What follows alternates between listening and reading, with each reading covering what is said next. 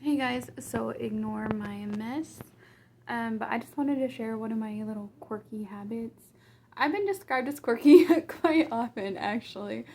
And to me, it doesn't make any sense because I've lived with myself for 27 years and I'm perfectly normal. But as y'all know, that is definitely not true.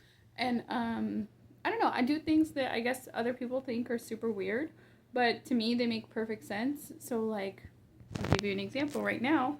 I am sitting on the floor, right? And to me, once again, that's perfectly normal.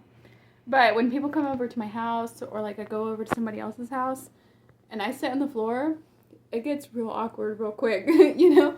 As y'all can tell, like I said, ignore my mess. But I don't have a couch, and that's because I really wouldn't use it. Once again, I'd be sitting on the floor. Like, what would I use a couch for? You know? But I think part of it's from like just growing up.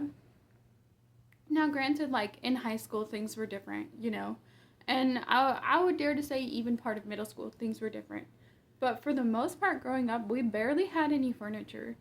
Like, I I don't know. There were times where I didn't have a bed.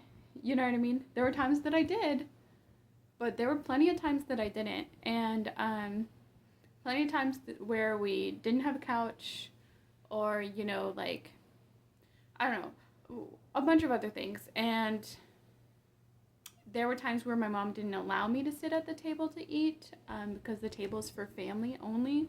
So yeah, there's just a lot of things from my childhood that like sitting on the floor is totally normal to me, and sometimes it's almost uncomfortable for me to sit like at a table or a desk or something. I don't know. That sounds dumb, but it's just awkward. It is the childhood trauma, I will say. So to me, it's perfectly normal to sit on the floor.